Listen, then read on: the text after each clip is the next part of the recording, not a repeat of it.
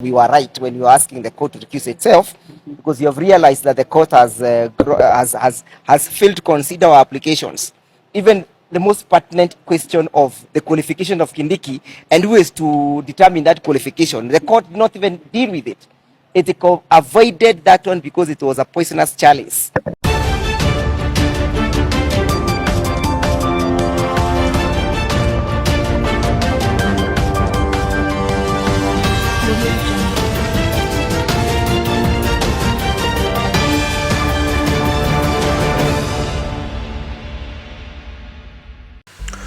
Yes, it is now very clear that the judiciary was bribed at a tune of 1 billion shillings so that it can lift the conservatory orders for Kindiki to swear in as a deputy president.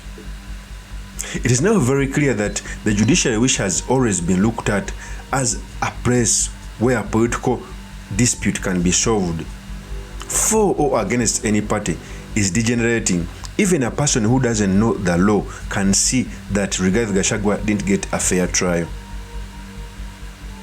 Okay.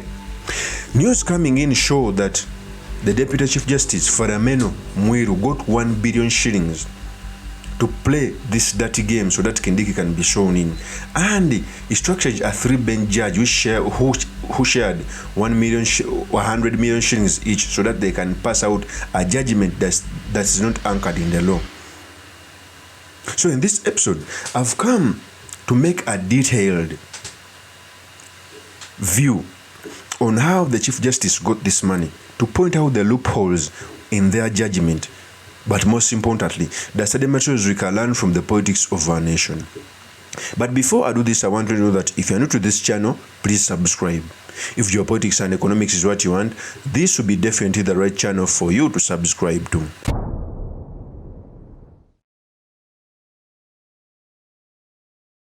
So, first of all, Farameno Mwiru, amidst the impeachment process, structured a 3-bench judge to preside over Gachagua's impeachment. Remember, a magistrate court had put out conservatory orders. Now, basic law, let's go in the basic law. I've followed very many impeachments, like that one of Kawira Mwangwaza. Even up to now, Kawira Mwangwaza is still the deputy president. When the judge was giving out a ruling, he came out to say that there is a vacuum in the office of the president which is supposed to be filled. It's the reason he gave to lift the conservatory orders. Yet the meaning of the conservatory orders mean that Rigathi Gachagua would be the substantive deputy president. It meant that there was no vacuum. But the Chief Justice went on to reveal that there is a vacuum. In fact, here is a ruling which was made by this stupid judge. That this matter holds significant public interest, and we remain committed to an expeditious examination of the petitions. Therefore, we will further provide directions within this ruling. Consequently, the following orders are hereby issued. 1. The applications for conservatory orders are hereby disallowed. 2. The conservatory orders issued on 18th of October 2024 in Keregoya High Court E015/2024 are hereby discharged and or set aside. Costs of these applications shall be incurred. We grant leave for appeal, type proceedings and certified copies of this ruling to be availed to parties at cost or as it may be. We will mention this matter on 7th of November 2024 at 2 p.m. in the open court. That is the judgment. We must ask ourselves, everyone who has followed this impeachment process, you could see that there is a massacre in the judiciary. It's the reason as to why, even when these 3-bench judges was structured, the lawyers of Rigathi Gachagua came out to say that they must recuse themselves, which the Supreme Court refused, the Court of Appeal refused. Even them, they knew that this bench was corrupt. Okay? My best clue, even if I'm not a lawyer, in very many jurisprudence, if a certain video comes out to question the bench, to question the judge, it is a moral thing for the judge to recuse himself, but they refused because they had a duty of making such judgment. Okay? A judge cannot come out to say that there is a vacuum in the presidency, yet there were conservative orders that made Rigathi Gachagua still be the deputy president. Even when the lawyers of Rigathi Gachagua made a case that they must recuse themselves, they never did. And a sane Kenyan must cry for our beloved country. In a short period of time, we are seeing the judiciary okaying the finance bill, the judiciary okaying chief, okay, the judiciary okaying Deep Rigathi Gachagua, which is, by the way, something which is unconstitutional. So the swearing in of Kithure Kindiki, it was unconstitutional because even Kithure Kindiki, according to the Kenyan constitution, he was never supposed to be the deputy. I'm not saying that he's not capable. He's a good person. He was supposed to be even picked by William Ruto in the lead up for 2022 generation. But even if you wish him good, it was not the time for Kithure Kindiki to take up the presidency because he was a public servant. And a public servant must resign 3 years prior to taking a political office.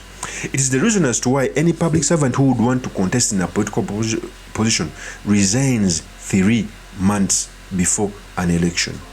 To show you that even the outcome of the judgment didn't go on well with the lawyers of Gachagua, Ndegwa Wanjiru, one of his lawyers, came out to say these statements. Here's the tape. We were right when we were asking the court to recuse itself, because you have realized that the court has failed to consider our applications.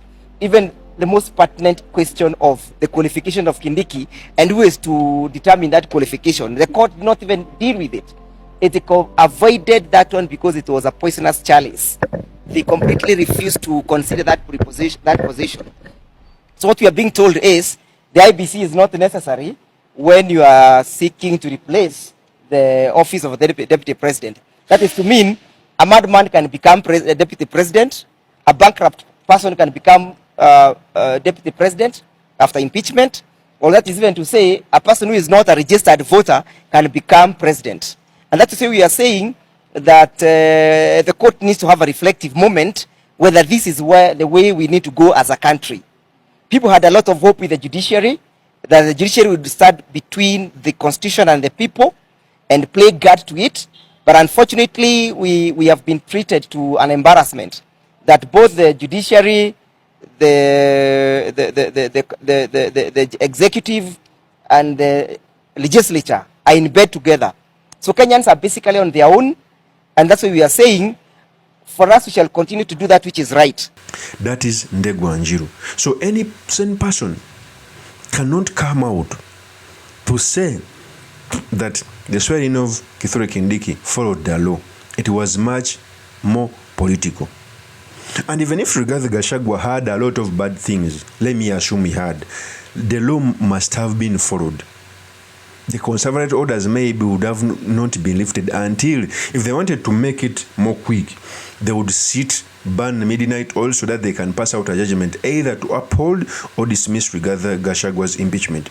So, what if Rigathi Gachagua sustains his fight in the courts and the courts come out to say that his impeachment motion was unconstitutional because that has not been ruled yet? Will he be able to assume office? Of course not, because there is another person who was sworn in office.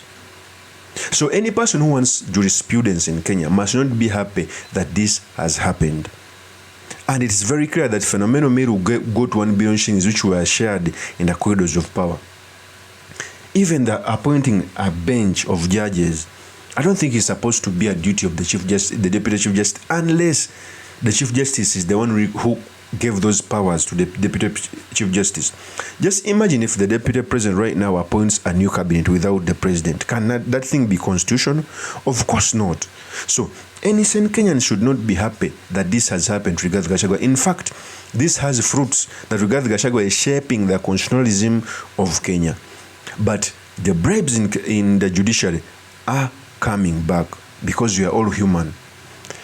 And remember, the judiciary has played a lot of constitutionalism in Kenya to structure the politics in Kenya. But of late, ever since Martha Koome and the phenomenal Meru ascended to power, we've not seen such structures in the political arena. because of these bribes. Of course, that's my opinion. Drop me a comment by commenting about this. Thank you very much for listening in. If this is your first time on this YouTube channel, I implore you to subscribe, like, and comment so that I can be motivated to do more of such videos. I'll see you on another one. Peace.